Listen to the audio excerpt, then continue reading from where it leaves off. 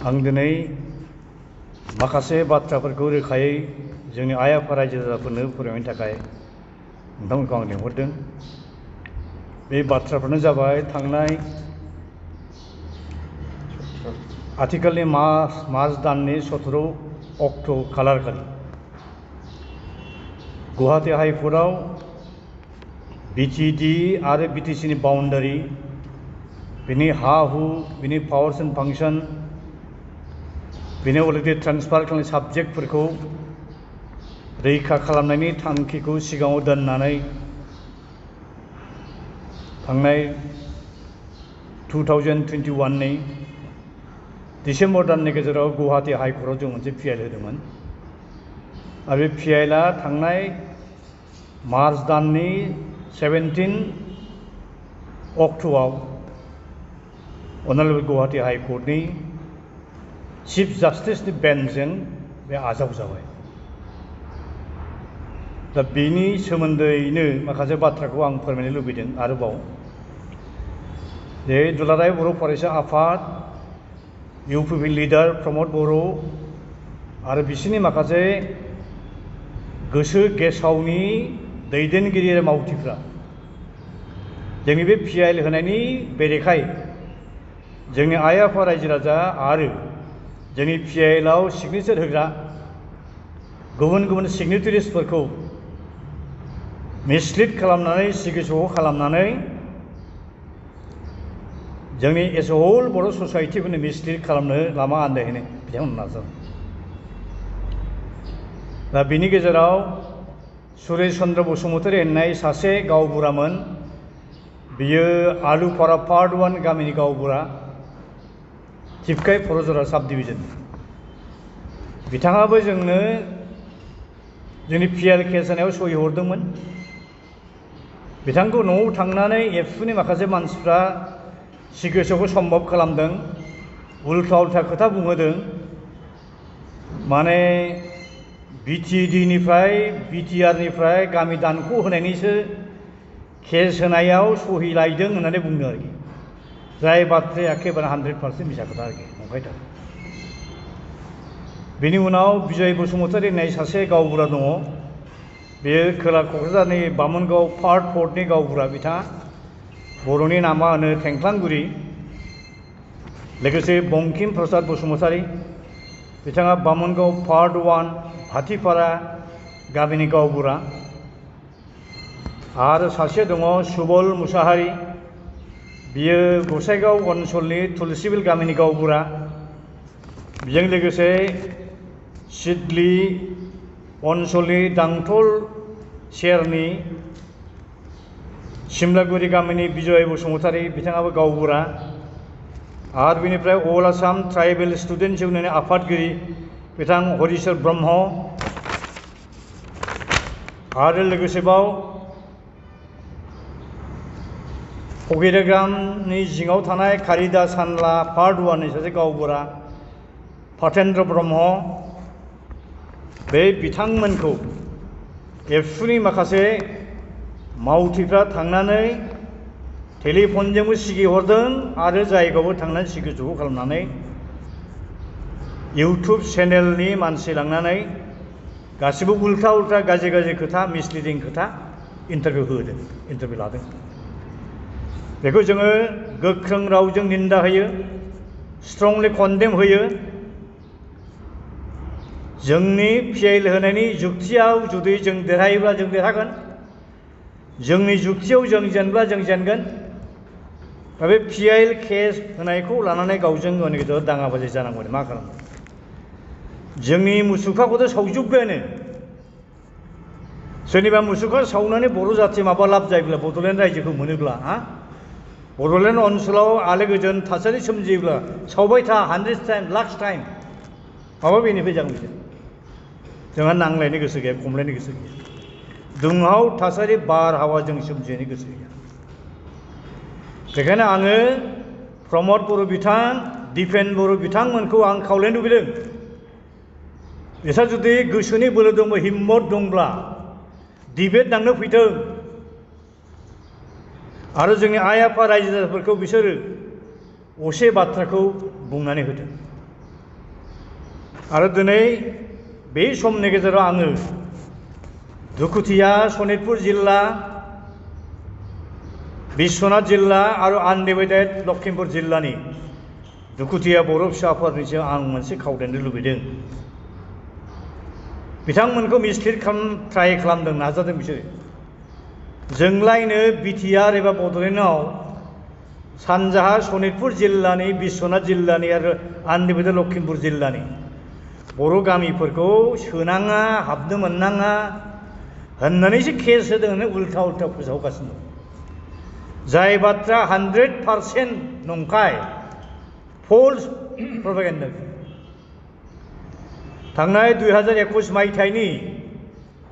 25 जानुवारियाव जोङो बै समनि बाउन्डारि कमिसननि चेयारमेन बिथाङा रुंसारि जालांबाय, पि भार्मा, बिथांखौ लोगो हमनानै जोङो बड'लेण्ड ओनसोलनि सिङाव संकष्ट सदियासिम फार्स्टयै दैमानिफ्राय जे आद्रा सानजा ओनसोलनि गामिफोर दङ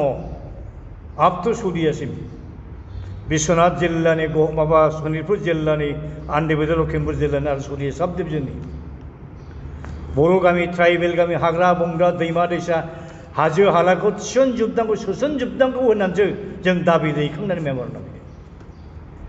बेखायनो आं गुरै खावलायनो लुबैदों सनितपुर जिल्लानि, बिश्वनाथ जिल्लानि आरो आनडिभाइडेड लखिमपुर जिल्लानि बर' फिसाफोरखौ जाहाथे प्रमद बर'मोननि, दिपेन बर'मोननि, उर्खाव गोरा ब्रह्ममोननि, गोविन्द बसुमतारी मोननि गावसिनि अगेन राजखान्थियारि मुलाम्फानि थाखाय जि मिसलिडिं प्रपागेन्डा खालामगासिनो दं, बेजों जाहाथे मिसलिड दाजाथों। इमसनजों थांनानै जेबो लाब गैया आइफोराबो। जोङो डेफिनेटलि सानसेब्लासो देरहागोन आरो बे जों होनाय PIL केसआव डेफिनेटलि जोंहा देरहागोन, जोंहा बिश्वास। सुप्रिम कर्टसिमबो जों थांदोंमोन। सुप्रिम कर्टनि जाय बेन्चनि, जाय जाजनि आन्दाराव गोलैदोंमोन, बे अनारेबल कनसार्न जाजआ जोंनि सिनियर काउन्सिल एडभकेटखौ बिथाङा एडभाइस होदों। बिथांमोना गुवाहाटी हाइकर्टआव थांग्रोआ हसिया बावमान फैग्रो। अनारेबल गुवाहाटी हाइकर्टआव नोंथांमोना थांग्रो, बेवहाय PIL हैग्रो। जुदि गुवाहाटी हाइकर्टआव जुदि जास्टिस मोनाब्ला नोंथांमोना दिल्लीनि सुप्रिम कर्टआव फैफिननो हागोन। दा बे हिसाबै जोंनि एडभकेट साथामा, सासेया जाबाय senior most Guwahati हाइकर्टनि advocate Kamal Nayan Chaudhuri, supreme कर्टनि सासे उकिल मनज गस्वामी, गुवाहाटी हाइकर्टनि सासे जुनियर एडभकेट बिथां राणा सिंहा, बिथांमोना प्लिड खालामनो दाख्लै 17 मार्च खालि जोंनि केसआ 1 नम्बरावनो गाखोदोंमोन आरो गाखोदों गुवाहाटी हाइकर्टनि अनारेबल चिफ जास्टिसनि बेन्चआवनो जोंनि केसआ गाखोदों। जोंनि एडभकेट कमल नयन चौधुरीया ओरैबायदि रावजों बिथाङा प्लिड खालामदों जे बर'फोरनो उदांस्रिनि उनाव हाजोनि ट्राइबेलफोरनो 6 सेड्युलनि आन्दाराव अट'नमास डिस्ट्रिक्ट काउन्सिल होनाय जादोंमोन, नाथाय आसामनि प्लेन ट्राइबेल बर'फोरनो होनाय जायाखै। 1993 आव फार्स्ट एकर्ड जादों, स्टेट एक्टनि आन्दाराव बड'लेण्ड अट'नमास काउन्सिल होनाय जादोंमोन। बिनि उनाव BLTफ्रा सशस्त्र संग्राम आर्म्स स्ट्रागल खालामदों। 2003 आव गोदान मोनसे एकर्ड जादों आरो बे एकर्ड गोदाननि रिजाल्ट हिसाबै भारत संबिधाननि 6थि शेड्युल 6 शेड्युलखौ एमेन्डमेन्ट खालामनानैब्लाबो प्लेन ट्राइबेल एरियायावबो बड'लेण्ड टेरिटरियेल एरियाज डिस्ट्रिक्ट नामजों मोनसे अट'नमास सेल्फ एडमिनिस्ट्रेटेड मोनसे पलिटिकेल एन्टिटि गायसंना होदों आरो बे BTDखौ सालायनो थाखायनो बड'लेण्ड टेरिटरियेल काउन्सिल नामनि मोनसे सेल्फ एडमिनिस्ट्रेटिभ मेकानिजम दानानै होदोंमोन, मेक्सिमाम अट'नमि होनाय जादोंमोन। नाथाय दुखुनांथाव गुबुन फारसेथिं 2020नि 27 जानुवारि खुनु बर' आफादफोरनि दैदेनगिरिफोरखौ बिश्वासाव लाखियाजासिनो रावजोंबो सावराया हसियाजासिनो बै समनि एबसुनि आफादगिरि प्रमद बर', UBP माखासे लिडारफोर, NDBनि मोनब्रै फेक्सन लिडारफोरनो एकर्डनि ड्राफ्टआव मा लिरदों मा लिराखै दिन्थिया हसिया मेगन मिसिबनानैनो सहि होनांनो रोखोम आन्डार कम्पालसन डिक्टेसनाव खोख्लैनानै गोदान एकर्ड खालामदोंमोन बेनि जाहोना मा जाबाय एकर्डखौ खालामबायसो हय बिटिआर कनसेप्ट होननानै खिन्थु खुनु संबिधान एमेन्डमेन्ट खालामाखै उनाव बिटिएडि आरो बिटिसिनो होनाय पावार एन्ड फांसन साबजेक्टफोर अट'नमि आरो बेनिफ्राय डिपार्टमेन्ट आरो बाउन्डारि बेखौ एग्जिकिउटिभ अर्डारजोंनो आथिखालनि गभर्नमेन्टआ लांफिननो नागिरनाया बिराद दुखुनांथाव जादों होननानै जोंनि एडभकेटआ फिल खालामदों बेखायनो माय लर्ड बिथांमोननि केसखौ आजाव होननानै बुंदों बिथांमोना सुप्रिम कर्टआव थांदोंमोन खिन्थु अनारेबल सुप्रिम कर्टनि कनसार्न बेन्चनि कनसार्न जाजआ एडभाइजारि जोंनि सेनेट काउन्सिल बिथांमोन काउन्सिलखौ बुंदों जे गुवाहाटी हाइकर्टखौ एप्रच खालामग्रो गुवाहाटी हाइकर्टनिफ्राय जास्टिस जुदि मोनाब्ला सुप्रिम कर्टआव नोंथांमोना फैफिननो हागोन होनना बुंनायखाय दिनै जों फैदों होननानै कमल नयन चौधुरिया एडभकेसि खालामनायाव अनारेबल गुवाहाटी हाइकर्टनि चिफ जास्टिस मोनसे सेन्टेन्सजों कमेन्ट होदों then it is a very interesting case. I have accepted the PI. लोगो आसाम गभर्नमेन्टनि एडभकेट जेनेरेल दंमोन बेवहाय गभर्नमेन्ट अफ इन्डियानि हम मिनिस्ट्रिनि जानानै एडिसनेल सलिसिटर जेनेरेल दंमोन बिटिसि गभर्नमेन्टनि सानै एडभकेट दंमोन बिथांमोननो मोनसे अर्डार होदों जे सप्ता खुंब्रैनि गेजेराव गभर्नमेन्टनि खैफियतखौ गुवाहाटी हाइकर्टआव दाखिल खालामनांगौ आरो फैगौ मे दाननि 9 अक्ट'खालि सेकेन्ड डेट होबाय दा बेखौ लानानै दिनै एबसुनि आफादगिरि दिपेन बर'नि थिननायावनो सम्भब थुनज्लायनायावनो प्रमद बर' उर्खाव ब्रह्मनि थुनज्लायनायावनो सम्भब माखासे खर' गोथांजों खामानि मावग्रा एबसुनि माखासे लिडार मावथिफोर इउपि माखासे लिडार मावथिफ्रा जोंनि मुसुखा बानायनानै जायगा जायगा सावलाजोबदों गाज्रि स्लें लेंगुवेजजों जायखौ मानसिनि खोमायाबो खोनासंथावा मानसिनि खुगाजों जायफोरखौ मख'थावा बे रोखोम रावजों जों बायदि मानसिखौ असनमान खालामदों बड'लेण्डखौ जोंसो दादों प्रमद बर' दायाखै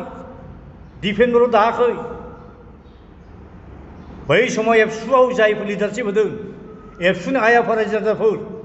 6 बोसोरनि बड'लेण्ड मुभमेन्टआव थैथां जायफ्रा जिउ दान होलांदों जेल जादों जिनाहारि खालामजादों बे लाख लाख आइ आफा रायजोफोरनि कन्ट्रिबिउसन सुप्रिम सेक्रिफाइसआव 93 आव फार्स्ट बड'लेण्ड अट'न'मिक काउन्सिल जादों बेयो 10 बोसोरनि उनाव प्रम'सन जादों आपग्रेड जादों बिटिसिआव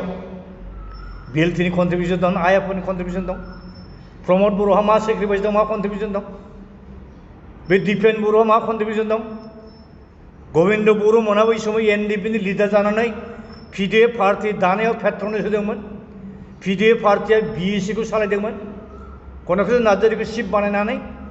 523 खान गामि हाबखानायफोरखौ दाहोदों बिसोरनो लासिं सिं आरो दिनै जिखिनि बिटिएडिआव गामि हाबबावबाय टटेल 3079 गामि बे 3079 गामिखौ आरो दानबाव होनायनिसो बिसोर बिराद गभर्नमेन्टनि षड़यन्त्रआव खैसोरा हाबफादों लासिं सिं एकर्डआ खालामबाय जे बिटिएडिआव जेसेबां गामि हाबखाबा बेखौ दाननो मोना होननांगौमोन जेसेबां बिटिसिनो पावार एन्ड फांसन साबजेक्ट अट'नमि होबाय बाउन्डारि होबाय साबजेक्ट होबाय बेखौ दाननो मोनासो होननांगौमोन फार्स्टनै दैमानि सानजाहा फार्स्टनै दैमानि बोजों सौदियासिम सोनो थाखायसो बे एकर्डआव बिसोर सोनो हानांगौमोन नाथाय बिसोर टटेलि फेल जादों बे बिटिआर एकर्डनि जिथु एमअएस बे एमअएसआव गावसोर मा मा गामिखौ बिदों बिनि लिस्टफोरखौ बुंनो एनेक्साराव सोनो हायाखै गोदो बिएलटिआ बिटिएडिनि बाउन्डारिनि लिस्टखौ सोदों एनेक्सार नाम्बारावनो सोदों 3079 भिलेजखौ एनेक्सार नाम्बार 2 सोदों 95 भिलेजखौ बिसोरना रोखा फोरमान दङ माबा दङ मेटेरियेल भेलु दं आरो जों थांनाय 2021 मायथाइनि 25 जानुवारि खालि बाउन्डारि कमिसननि सिगांनि चेयारमेन एसे सिगाङाव दहाय बुंखालांबाय जे पिबि भार्मा बिथाङा दिनै गैला रुंसारि जालांबाय दुखुनांथाव दा बिथांखौ लोगो हमनानै जोङो संकष्ट सौदियासिम बड'लेण्डनि बाउन्डारिया सिमाया जानांगौ होननानै जों मेम'रेन्डाम फैदों जोंनाव रोखा माखासे मेटेरियल डकुमेन्ट्स एभिडेन्स दं दरखार जायोब्ला जों आइ आफादा जों दिन्थिनो हायो दिनै प्रमद बर'मोना मोनसे मिसा खोथा बुंगासिनो दङ डिसि एसपि फोरनि सार्भिसखौ लायनो कमप्लिटलि मोनजोब्बायलायनो बिटिसि गभर्नमेन्ट मिसा खोथा 2021 नि माबायाव जानुवारि 2021 नि 19 जानुवारियाव गभर्नरा पार्शियेल डिसि साब्रैनि सार्भिसफोरखौ पार्शियेलसो एसेल' सैसेल'सो जखनि बिसोरनि सार्भिसखौ बिटिसिआव प्लेस खालामदों नों पार्शियेलसो जेराव प्लेस खालामदों अब्ला बेबायदि सिटुएसनाव प्रमद बर'नि बिटिसि गभर्नमेन्टआ बहा सोरबा डिसि एसपिनि सायाव एसिआर बहा लिरनो हानांगौ एनुअल कन्ट्रिबिउटरि रिपर्ट बहा लिरनो हाया बिसोरो हानांगौमोनब्ला होननांगौमोन जे कमप्लिटलि एबसलिउटलि डिसि फोरनि सार्भिसखौ बिटिसि गभर्नमेन्टनि आन्डाराव प्लेसमेन्ट होनाय जाबाय होननांगौमोन आरो अर्डार मोनसे ओंखारबावनांगौमोन जे बे डिसि साब्रैनि एनुअल जिथु कन्फिडेन्सियेल रिपर्ट एसिआर बेखौ लिरनायनिबो अथरिटि राइट होनाय जाबाय बेबायदि मोनसे अर्डार थानांगौमोन बिदिथ' गैया मिसा खोथा नङै बाङै बाथ्राखौ बुंलाबायनानै बुंदों जे जोंनिया बिटिसिआ बिदि पावारफुल जाबाय it is almost A separate state होननो नागिरदों बिसोर दा दिनै जुदि 1000 बा 1200 खानसो जुदि गामि दानजायोब्ला बे आथिखालनि बिटिडिनिफ्राय मा 600 थाबावगोन बियो नर्थ इस्टार्न रिजनाव गासै 10टा अट'नमास डिस्ट्रिक्ट काउन्सिल दं आइ आफा रायजोआव दिनै रावनिबो अट'नमास डिस्ट्रिक्ट काउन्सिलनि बाउन्डारिखौ दानाखै रावनिबो पावार एन्ड फांसन डिग्रिखौ दानाखै साबजेक्टखौ दानाखै बेनि उल्थायैसो जों नुबोदों जे माखासे स्टेटआव थानाय अट'नमास डिस्ट्रिक्ट काउन्सिलफोरनो मर एमाउन्टनि अट'नमि डिग्रिसो होसिनदों साबजेक्टसो बारायदेरबावदों जेरै एग्जाम्पल हिसाबै जों बुंनो हायो 2021 आव कार्बि मोनसे मिलिटेन्ट ग्रुपजों गोदान एकर्ड जादों बे गोदान एकर्ड मथे बिसिनि अट'नमास डिस्ट्रिक्ट काउन्सिल रिजार्भेसन खुनु माबा गैयामोन स्कप गैयामोन प्रभिजन गैयामोन ट्राइबेलफोरनो रिजार्भेसन प्रभिजनसो सोना होदों माखासे गोबां गोदान एडिशनेल साबजेक्टसो सोबावदों खमायाखै बांदोंसो बरन्स जोंनियासो खमायनो थांगासिनो दं दा जोङो बिसोरनो बोसोरनै टाइम होदोंमोन बे बोसोरनै समनि गेजेराव जों नुबाय जोंजोंबो रावजोंबो रायज्लायनोसो गोसो गैया बेखायनो राहा मोनथारै जोङो जे पिआइएल होनायनि गेजेरजों बिटिडिनि हाबखानाय बाउन्डारिफोर गामिफोरखौ हाफोरखौ बासायनो थाखाय मोनखानाय जितु अट'नमि पावार एन्ड फांसन मोनखानाय जे लाइन डिपार्टमेन्ट बेफोरखौ बासायनो थाखायसो जोङो गुवाहाटि हाइकर्टनि मदद लानो जों पिआइएल केस होनो गोनां जादों आइफोर आफादखौ जोंनि जुक्तियाव जुदि जों गेजेन जायोब्ला हाइकर्टआ जोंखौ फेजेनगोन जुक्तियाव जुदि जों देरहायोब्ला बा जों देरहासार जागोन बेखौ लानानै गावजों गाव नांलायनाय मा जानांगौ मा जागोन बेखायनो पार्टिकुलारलि आं दिनै बे माने रोखायै फिन बुंफिनबावनाय प्रेस ब्रिफिं होनाय समनि गेजेराव आङो पार्टिकुलारलि दुखुथिया सनितपुर जिल्लानि बर' बिदा फंबायफोर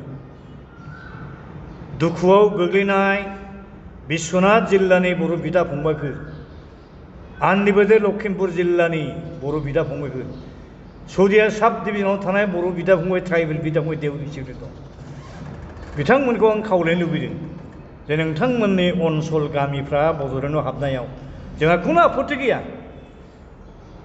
बरन्स जोङो थैथां जुजिगासिनो दं दिनै प्रमद बर'मोना बुंगासिनो दं जे सनितपुर जिल्ला बिश्वनाथ जिल्लानि बर' गामिखौ सोनो हागोनलाय नङा बहा हागोन सोनो बोसोरनैयाव बिसोर बाउन्डारि कमिसननि चेयारमेनखौ मानलांनो हायाखै एसे हल कमिसनखौ मानलांनो हायाखै बिसोरा सिगांनि चेयारमेना थैगुलायलांबायसो जेब्ला जोङो सिगांनि चेयारमेनखौ लोगो हमनानै बुंदोंमोन जे दाननायनि थाखायल' मानो खोलाहा फैदों सोनाबहा मानो फैदों सानजाहा मानो दावबायहैयाखै अब्ला बिथाङा खुला खुलि रावै बुंदों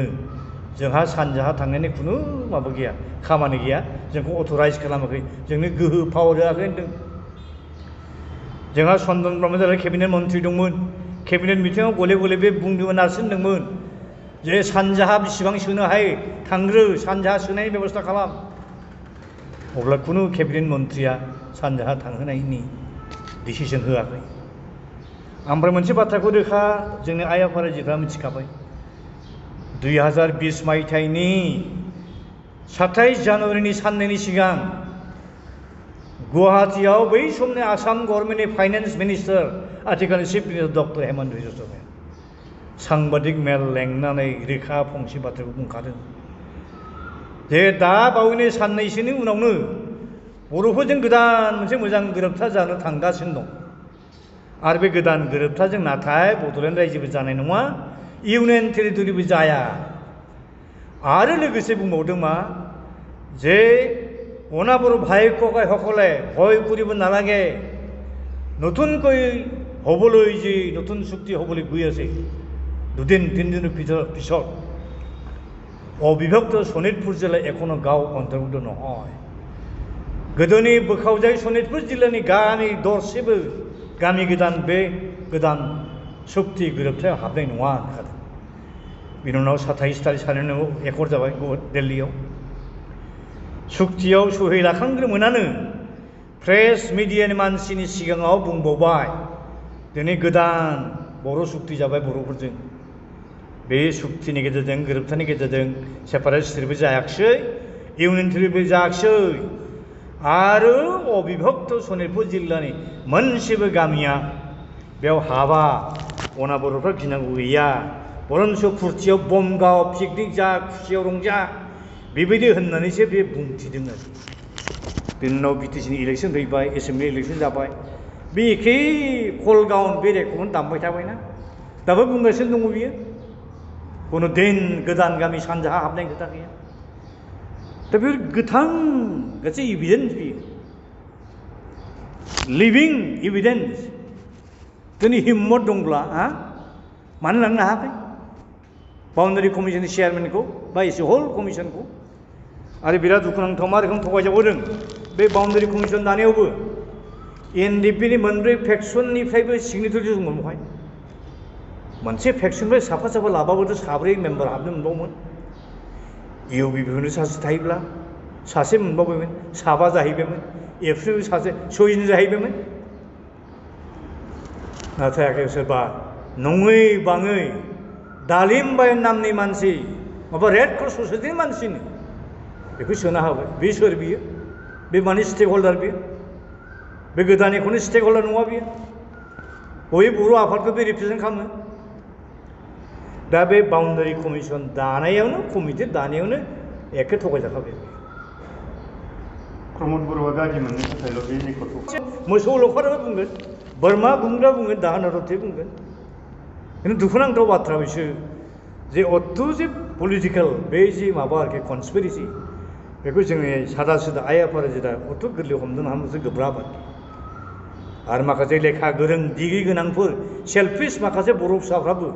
प्रमद बर'आ जिखौ मावदों बे थिगखौ मावदों होननानै मददसो होनानै बाथ्रा बुंलाबायनायखौ जों नुगासिनो दं आङो दाख्लैबो खावलायदों 23 तारिखआवबो अलरेडि आं क'क्राझार प्रेस क्लाबाव मोनसे प्रेस मिट आं खुंखांबाय बेवहाय आं बुंदों नांलाय खमलायनि गेजेरजों खुनु मोनसे जातिनि इस्यु बा जेंनाया सलुसन जाया सोदां जाया जोंनि लास्ट टाइम जुदि बानायनानै सावब्ला जुदि लाब जेबो जाथिया बदलनि जायोब्ला नो प्रब्लेम एट अल आफसोस गैया लाब जागोन माबा नोंथाङा लुबैदों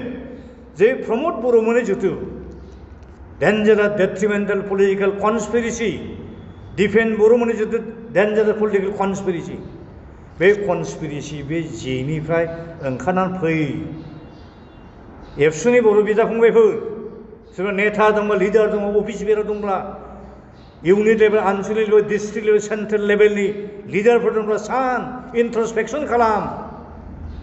गेजेराव मा गोरोन्थि जाखो बबेया राइट बबेया रं you introspect please introspect into what kind of blunders or mistake have already been committed by Pramod Boro and his company. Sudah, एबसुनि फिल'सफि एबसुनि इमेज एबसुनि आदर्शखौ गोथाङै लाखि एबसुखौ दाफोथाय डेफिनेटलि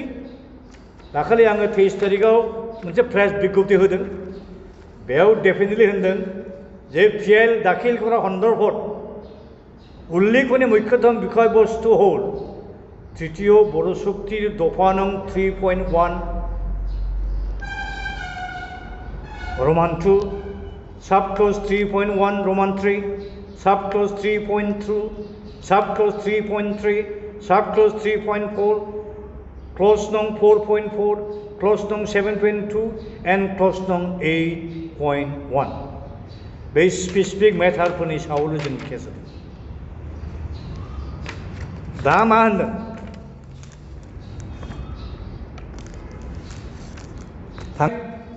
2020 नि 28 सेप्टेम्बराव बिटिआर नामखौ बिटिआर बानायनायनि नटिफिकेसन होदों गभर्नरा आरो गोदान बाउन्डारि कमिसन दादों बे एखे नटिफिकेसनजों बेजों लोगोसे जुननि 4 तारिखआव मा खालामदों जुननि 4 तारिखआव 16टा डिपार्टमेन्टनि सायाव खामानि मावनो बिटिआरनि 7 डिसिफोरनो अथरिटि पावार हगारदों अब्ला लोगो लोगो मा जाबाय बिटिसिनि जुदि इलेक्टेड बडिनि जि पावार एन्ड फांसन बे अलरेडि डाइल्युट जाहैबाय बेनि उनाव मा जाबाय 2021 10 जुन खालि बड'लेण्ड टेरिटरियेल एरियाज डिस्ट्रिक्ट आरो बेनि जुदि एडमिनिस्ट्रेटिभ एपारेटास बिटिसि बेखौ कन्ट्रल खालामनो थाखाय गोदान मोनसे डिपार्टमेन्ट दानायनि नटिफिकेसन होबाय नामा दानबाय बड'लेण्ड गोबां खामानि मावगासिनो दं 2020 नि 27 जानुवारिनि एकर्ड जानायनि हरसे सिगां क'क्राझारनि डिसिखौ मोनाव लोगो हमनानै आङो प्राइम मिनिस्टार हम मिनिस्टारनो एडभान्स मोनसे मेम'रेन्डाम हरदों गाबोन जि गोदान एकर्ड जानो थांगासिनो दं बड'लेण्ड सेपारेट स्टेटनि गाहायाव बेखौ खुनु पद्ये बड' सिभिल ससाइटिया बर' जुथा मानिनाय खोथा गैया बेखायनो immediately fresh political dialogue start खालामनांगौ होननानै जों मेम'रेन्डाम रिमाइन्डार हरगासिनो नै दाख्लै जानुवारिनि 1 तारिख जानुवारिनि 27 तारिखआव क'क्राझारनि डिसिनि थ्रुयै जोङो प्राइम मिनिस्टार हम मिनिस्टार रिमाइन्डार हरदों जे थाबैनो हल बड'लेण्ड स्टेटहुड इस्युनि सायाव फ्रेश पलिटिकेल डायलग स्टार्ट खालामफिननांगौ होननानै जों भारत गभर्नमेन्टखौ जों आर'ज गाबहरदों जों खावलायहरदों आरो एनडिपिनि माखासे लिडारफोर दिल्लीयाव मैया थांदों आं खोनादों बिथांमोननोबो आं एडभाइस हरदों जे जोंखौथ' मेगन मिसिबनानै बे गोदान बिटिआर एकर्डआव सहिलाबाय सहि होनानैसो जों उनाव नुबाय मा डिफेक्ट जोंखौ बोरै गल जाहोगोन दा मेटारा जोंनि कन्ट्रलाव गैला हल बड' सिभिल ससाइटियाव थांबाय आरो जुदि शान्तिखौ लुबैयोब्ला इमिडियेटलि गभर्नमेन्ट अफ इन्डियाया हल बड'लेण्ड स्टेटहुड इस्युनि सायाव फ्रेश पलिटिकेल डायलग स्टार्ट खालामनो बयखौबो लेंहर होननानै खावलायना फै होननानै आं मैया एनडिपिनि जाय बिथांमोन दिल्लीयाव दंहैयो हम मिनिस्टारनि सोरबा जइन्ट सेक्रेटारि लेंहरदों होननानै आं मिथिनो मोन्दों आरो बेबायदि बुंनानै फै होननानै आं एडभाइस हरदों आरो दिनै जे बिटि वान देयर सामडे गभर्नमेन्ट अफ इन्डिया दा सेपारेट स्टेट रावनोबो होनायनि पलिसि गैया होनदोंब्लाबो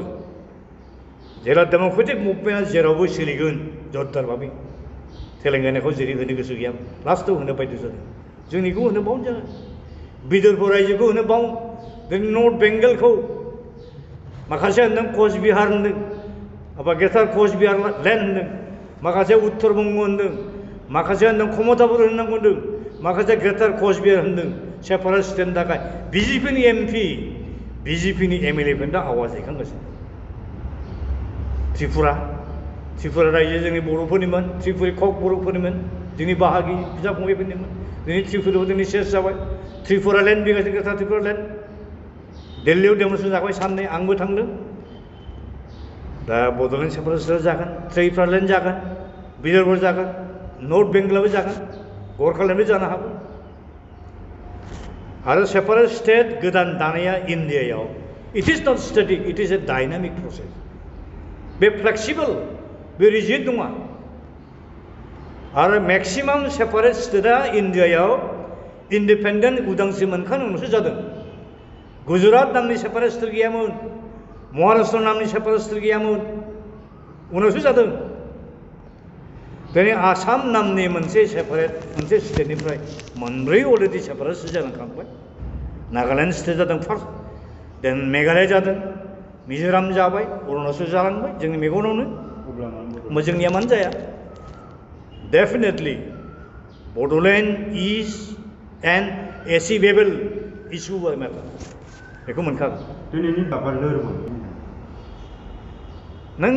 गासिबो जिनिसा डिपेन्ड खालामो पलिटिक लिडारशिपनि सायाव प्रमद बर'नि लिडारशिपआव जि बिटिसि गभर्नमेन्ट बिटिसि जिथु गभर्नमेन्ट लिडारशिप बे बिराद लोरबां उइक दिसपुरा जेरै दिनै बिदिखौ सालायगासिनो दं हिसाबै नों मा थाखा फैसा मोनगोन नोङो जोंहा बिटिसि ओनसोलाव गासै 30 बा 35 लाख पपुलेसन दं बे पपुलेसना आसामनि टटेल पपुलेसन रेशिय' 12.13% गोलैयो दा आसामाव जुदि जेसेबां टटेल एनुवेल प्लेन बाजेट जायो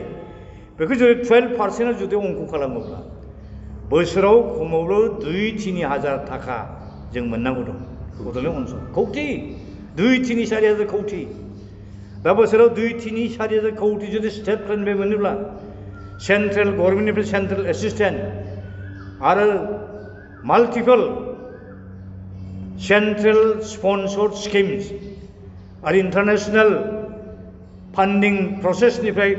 प्रजेक्ट स्किम फैयो वर्ल्ड बेंकफोरनिफ्राय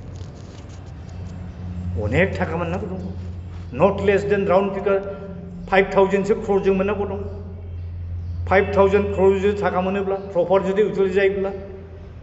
बोसोरबानि गेजेरावनो डेभेलप जायो थांनाय 15 बोसोराव जथेस्थ जादों दाथ' प्रमद बर'आ थाखा लाबोनो हानायनि बुंनो बिनाव माबा गैया गोहोआं गैया बिथाङा सरकाराव ओमफ्राय दानिं लाबोगोन होनदों भारत संबिधान 280 आर्टिकेल एमेन्डमेन्ट जानानै बिटिसिआव डाइरेक्ट फान्डिं मिसा खोथा बियो फाइनेन्स कमिटिया रिजेक्ट खालामबाय बे पलिसिखौनो ओमफ्राय हम मिनिस्टारनि स्टेन्डिं कमिटि थायो पार्लियामेन्टआव आंबो गोदो मेम्बार दंमोन बे हम मिनिस्टारनि स्टेन्डिं कमिटि एलाउ खालामाखै एनकारेजमेन्ट होनाखै डिस्ट्रिक्ट काउन्सिलआ डाइरेक्ट फान्डिं होनांगौखौ बे 2080 आर्टिकेलखौ एमेन्डमेन्ट खालामनायनि राज्यसभायाव बिल मोनसे पेन्डिं दं बे बिलनि उद्देश्य जाहैबाय मा जेराव जेराव डिस्ट्रिक्ट काउन्सिल दं बे डिस्ट्रिक्ट काउन्सिल 6 एरियायाव थानाय स्टेटफ्राव स्टेट फाइनेन्स कमिसन दानांगौसो होनदों आरो बे स्टेट फाइनेन्स कमिसनासो अट'न'मास डिस्ट्रिक्ट काउन्सिलफोर जिल्ला परिषदफोरनो मिउनिसिपेलिटिफोरनो थाखा हरनायनि मेकानिजम बानायनांगौ होननायसो बाथ्रा सोंनाय दंमोन इउपिखौ सरकारा सिगां बा गोजौआव सिगां जा खोथा होदोंमोन बेयाव सफलता जानो हायाखै बा जाफुंसारनो हायाखै होननानै नोंथाङा सानो बेथ' एबसलिउटलि फेइलार परिबर्तन होनदों सोलायनाय लाबोगोन द रेडिकेल सेन्स दा रेडिकेल सेन्सआ बिसोरना मा जिबायदि रेटनि पार्सेन्टेज जादों जायो होननाय खोनागासिनो दं रायजो राजाफोरनिफ्राय बे जुदि गमामायैनो उसिब्ला उल्थायो गोजौथिं दावखोलांनांगौ प्रमोसन जानांगौ डेभेलपमेन्टब्ला पजिटिभ डाइरेक्सना खिन्थु गाहायथिं थांगासिनो दं एसेन्डिं अर्डारजों फाथालफोरसो थांगासिनो दं नै खोनादों मैयाना दाखालि एखे प्रिन्सिपाल सेक्रेटारिनि रुमनि ना बबेनिबाखौ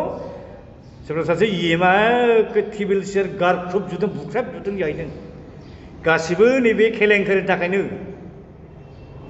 माने गोदान बिल होनायाव बेसेबांबा पार्सेन्टेज खाखालायबाय जाहैबाय सोरहा बेसेबां मोनजानांगौ दा जायफ्रा जाजादों बिसोरसो मिथिगोन आरोखि खोथाथ' नंथारगौ घुस जालायनायाथ' नंथारगौ बिराद दुखुनांथाव दा बिथांमोनालाय नों होआबाथ' उफाय गैया खोनानो मोन्दों जोङो गुवाहाटि हाइकर्टआव गोदोनि गोजाम खोथाखौ अनेक केस हैबाय आरो गावसिनि मोननांगौ जुदि गोजाम जुदि बिल बे बिलफोरखौ मोननांगौ होननानै इभेन अनारेबल गुवाहाटि हाइकर्टनि गोबां बेन्चफ्राबो पजिटिभ डाइरेक्सन हरदों होननाय जों खोनादों माने बबेबा मोनसे खोथा हयथ' नांनानै थादोंमोन दा गावसिनि लुबैनायखौ सुफुंनो हायोब्ला हयथ' मोनगोनदां बिलखौबो सुफुंनो हायाब्ला हयथ' मोनाबो जानो हागौ बिसोरखौनो आसोल जाहोना दा सरकार हिसाबै डेफिनेटलि मानो थाहा जानांगौ हा दानि जिथु Assam government 600 crore deficit budget दा फैसा गैयाब्लाबो दाहार लानानैबाबोथ' नों मावबोनांगोन ना स्किम प्रजेक्टखौ मावबोनांगोन उनावसो नोङो थाखा फैसा दाहार लाना हक बा रेभिनिउ कालेक्सन खालामना हक बेखौनो सुख'फिननांगोन जासिगोन ना दं प्रिन्सिपाल सेक्रेटारिनि डिजाइनेसनखौ माबा सिअ ना माबा लिरनांसिगौनो आरो जेसेबां सेक्रेटारि दं बे एडिसनेल सिअ बाय एसिस्टेन्ट सिअ डिपुटि सिअ बे रोखोम जालांजोबसै सिअआ बहा थायो आइफोर आफाफोर सिअआ थायो जेनेरेलि प्राइभेट कम्पानिफ्राव सिअआ थायो नर्मेल डिस्ट्रिक्टफ्राव जेराव जिल्ला परिषद थायो आरो बे सिअआ माने एसिएस पासफोरखौनो होलाङो एडिसनेल डिसिनि रेंक गाहाय रेंकनि बुंनाय गोदो बुङोमोन इएसए एक्सट्रा एडिसनेल एक्सट्रा कमिशनार दा एडिसनेल कमिशनार होनना बुङो दा बेबायदि मानसिखौसो सिअ होननाय जायो लासिं सिं सासे प्रिन्सिपाल सेक्रेटारि आइएएस पास जानाय मानसिया बेयाव सिअ जानो सोर फैगोन जायनि थाखाय सम्भब सिगांनि जाय प्रिन्सिपाल सेक्रेटारिमोन बे थांबाय बिसोर दा गोदान सासे प्रिन्सिपाल सेक्रेटारि फैदों रायजोफोरनि सिगाङाव आफस'स खालामना बुंनाय खोनादों जों আপোনালোকৰ বিটিসি অনেক ডাঙৰ আছিল কিন্তু সেই বিটিসিটো এতিয়া লাহে লাহে ইমান সৰু ছোট হ'বলৈ গৈ আছে होननाय खोथा बुंनाय जों खोनादों आरो नंगौना नङा जों मिथिया नंगौबाथ' बिराद दुखुनांथाव बिथांमोनजों दुखु मोनफैदों असे खोथाफ्रा बे आरो स्लिपसो हरनानै बारान्दायाव नेबाय थानांगौ प्रिन्सिपाल सेक्रेटारिखौ आरो बे बिटिआर एकर्डनि डिफेक्टआ बबे मोनसेया गोदो गोदाय बिटिसिनि चिफ डिपुटि चिफ आरो बिटिसि एसेम्ब्लिनि स्पिकारा केबिनेट मिनिस्टार रेंकनि प्रट'कल मोनदोंमोन रेंक एन्ड स्टेटास मोनदोंमोन गुबुन गुबुन इएमफ्रा स्टेट मिनिस्टार रेंकनि प्रट'कल स्टेटास मोनदोंमोन दिनै प्रमद बर' सिएमनोल'सो होदों प्रिन्सिपाल जोंनिया चिफ बड'लेण्ड ओनसोलनि चिफ गभर्नमेन्टनिबो चिफ मा सिएम चिफ एक्जिकिउटिभ मेम्बार बेथ' गाहाय रेंकनि चिफ गुबुन गुबुन जिल्लानि डिस्ट्रिक्ट काउन्सिलावसो सिएम होनना बुङो जोंनाथ' चिफ दा बे मोनखानाय the power and function the rank and status the protocol बेखौ एखे फाहायनानै लानाय जाबाय हा बोरै नोंखौ सालायनो बायदिबा प्रिन्सिपाल सेक्रेटारिया forget about principal secretary even बबेबा लाइन डिपार्टमेन्टनि deputy secretary assistant secretary under secretary सालायनांगौ जानो हागौ ना नोंहा प्रट'कलानो गैयाब्ला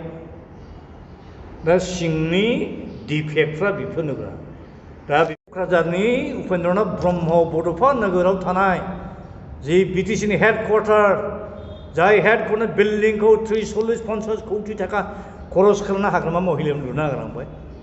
बे हेडक्वार्टारा भुट बांल'सो जासिगोन बायदिब्ला बेवहायथ' पावार एन्ड फांसन जेबो थाला बेनि उनाव मा जाबाय लेन्ड मेटारा जेराव अलरेडि बिटिसिनो ट्रान्सफार साबजेक्ट जाखाबाय 7.2 बिटिआर एकर्डनि क्ल'जआ मा होनदों बड'लेण्ड ओनसोलाव जेसेबां गभर्नमेन्टनि हा खास दं वाटार बडिज दं रिभारेन एरियाज दं गोथैसालि दं बेफोरनि कमप्लिट कन्ट्रलिं अथ'रिटिया स्टेट गभर्नमेन्टआ लांफिनजोब्बाय डेट मिन गावसोर बेवहाय इन्डास्ट्रि गायसंफैयो ना गुबुन नन ट्राइबेल मानसिखौ लाबोनानै बेवहाय कल'नि बानायफैयो आसामनि गोदान एनक्लेभ करिडर एसे डेन्जारास बे आरो लोगोसे मा खालामो 2021 जुलाइ दाननि गेजेराव बिटिसिआव जेराव लेन्ड एन्ड रेभिनिउ मेटारा ट्रान्सफार जाबाय बिटिडिआव मोनब्रै जिल्लायाव जेसेबां ट्राइबेल बेल्ट ब्लक दं बै ट्राइबेल बेल्ट ब्लकफ्राव एसे हल नेपालिफोरखौ गरखा जेनेरिक टार्मजों प्रटेक्टेड क्लासाव सोनायनि नटिफिकेसन अलरेडि होबावबाय आरो अब्ला बिटिसिनो होखानाय पावार एन्ड फांसन साबजेक्टआ बहा थागोन बायदि बिनि उनाव मा जाहैबावबाय नभेम्बरनि 22 तारिख 2021 मोनब्रै जिल्लानि साब्रै डिसिखौ सेक्रेटारि रेंकआव आपग्रेड खालामबावबाय अब्ला बे लाइन डिपार्टमेन्ट जथ' सेक्रेटारि दंमोन 40टा डिपार्टमेन्टनि बे डिपार्टमेन्टेल सेक्रेटारिफोरनि पावार एन्ड फांसना मा जागोन आरो बे डिसि साब्रैया जे सेक्रेटारि रेंकआव प्रम'सन जाबावबाय बिसोरनि पावार एन्ड फांसन बिसोरनि एक्टियारा मा जागोन क्लेश जागोन दा डेफिनेटलि बिटिसिनि सेक्रेटारिनि नर्मेल माबा सेक्रेटारिसफोर आरो बिनिफ्राय डिसिफोरखौ प्रम'सन होनानै सेक्रेटारि बानायो क्लेश डेफिनेटलि फैनोसै बिनि उनाव मा फैबावलायबाय नै 2021 नि 26 डिसेम्बर खालि सिगांनि chairman boundary commission Pipi Barama थैलांबाय जेब्ला बिनि जायगायाव गोदान सासे चेयारमेन होलायबाय बिथाङा जाबाय डक्टर आशिष कुमार भुटानी आईएएस अफिसार बियो दा बिथांखौ जेला चेयारमेन गोदान होबाय बिनि नटिफिकेसन लेंगुवेजआ नायदो इन parcel notification of the early notification issued by nong TAD BC /227/2030/54 dated 29 September 2020 and consequent upon the demise of the incumbent chairman Sri P.P. Barma, I retired Dr. Ashish Kumar Bhutani as Principal Secretary to the Government of Assam is hereby appointed as chairman of the meaning was बिटिआरआव हाबनाय गामिफोरखौ दानख'नो सोलायनोसो Alt खालामनोसो होननानै गोदान चेयारमेनखौ थिसनबाय अब्ला इनक्लुसिवनि लेंगुवेजआ बहा थांखो बहा गोमाखो बेसे डेन्जारास बियो आरो दानो नेक्स्टआव फैदोलाय 2022 नि 13 जानुवारि खालि आसाम गभर्नमेन्टनिफ्राय मोनसे अर्डार हरबाय सनितपुर जिल्ला आरो बेनिफ्राय बिश्वनाथ जिल्लानि डिसिफोरखौ अर्डार हरबाय जे 8 फेब्रुवारिनि गेजेराव नोंथांमोननि जिल्लानि सिङाव थानाय जे रेभिनिउ सार्केलफोर बे रेभिनिउ सार्केल मोनब्रैनि सिङाव थानाय बर' कचारि डमिनेटेड गामिनि लिस्टखौ 8 फेब्रुवारिनि गेजेराव आसाम गभर्नमेन्टनो हरनांगौ मानो हरनांगौ जे बर' कचारि अट'नमास काउन्सिलावसो सोनोसै नाथाय बिराद रिएक्सन जाबाय बेखौ लानानै उनाव बे नटिफिकेसन बे अर्डारखौ आरो बेनिफ्राय उइथड्र खालामनाय देखायनानै आथिखालाव नांथ'ला होनबाय बेनि उनाव मा जाबाय फेब्रुवारिनि 22 तारिख खालि जोंहा उरखाव बर' ब्रह्मआ आथिखालनि बड'लेण्ड वेलफेयार डिपार्टमेन्टनि बिथाङा सम्भब मिनिस्टार इनचार्ज खोमा बिथाङा तेजपुराव थांनानै सनितपुर जिल्लानि डिसिनि कनफारेन्स हलाव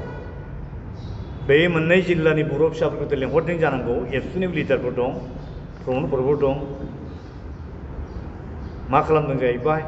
जे नोंथांमोननि गामिफ्राथ' रेकर्डआव गैफेरा बेखायनो पन्सायत राज सिस्टेमावसो नोंथांमोननि गामिखौ सोग्रोनो बेखायनो पन्सायत राज सिस्टेमाव सोदो दिनै दा बेवहाय भाइटेल मोनसे कुइसन सिखारदों पन्सायत राज सिस्टेम थाखायसो दावहा नांनायनि बर'फ्रा अट'मास थैयो गहपुराव खेबनै गेजेर मासाखा जाबाय 1983 1989 खेबनै गोजौ 500नि बारा बर' फिसाफोर थैखांबाय बेवहाय बिसोर लासिंसिं बिसोर थगायदों बिसोर दा उल्थायै बुंगासिनो दं सानसुमा खुंगुरमोना गुवाहाटी हाइकर्टआव पिएल होनायनि थाखायसो लायनो सनितपुर जिल्लानि बिश्वनाथ जिल्लानि लखिमपुर जिल्ला आन्ध्र लखिमपुर जिल्लानि बर' गामिफ्रा हाबथारसिगौमोन हाबना मोनला हाबनाय नंला आरो बुंबावदों जे रन्जन दैमारियाबो गथानसैमोन जेलनिफ्राय सानसुमा खुंगुरमोना पिएल होबाय नालाय दा थाबथाजोबनोसै बे बोसोरनिखौ मा खालामो बिसोरो जोंथ' बिखाफोरजोंनो बुंनो हायो बे प्रमद बर'मोना दिपेन बर'मोना गबिन्द बसुमतारी मोना बे रन्जन दैमारिमोनखौ जेलनिफ्राय बिसोर बख'नायनि बिसोरहा मतलब गोसो गैया बिसोर गिनाय दं पलिटिकेल गिनाय दं रन्जन दैमारि जेलनिफ्राय गना फैब्ला बेखौसो लिडार बानायनानै बिटिआरनि बा बिटिसिनि चिफ बानायनोमोन रायजोफ्रा बेखौ गिनायसो दं जों बुजिनाय मथेब्ला आंहा फोथायनाय दङ जोंनि एनडिपिनि बिदा फंबायफ्रा खुनुदिन भुल बुजिनाय नङा आरो भुल बुजियाखै हमदांनो हादों सोर असे सैथोजों खामानि मावदों सोर मिसा खोथा बुंदों सोर थगायदों दा बेखायनो आङो खावलायबावनो लुबैदों सनितपुर जिल्ला आरो बिश्वनाथ जिल्ला आरो आन्ध्र लखिमपुर जिल्लानि बर' बिदा फंबाय बिब' बिनानावफोरखौ बे दिपेन बर'मोननि सोरबा प्रमद बर'मोननि मिसा खोथा बुंनायजों जाहाथे लामा जाहाथे आन्दायहोजाया बबे सान बबे हर बबे सैथो बबे असैथो बेखौ जुदि बिनानै बे आबेगजों दाथांथों इमसन हुइमजों दाथांथों जों बे रोखोम थांब्लानो आल्टिमेटलि जों देरहागोन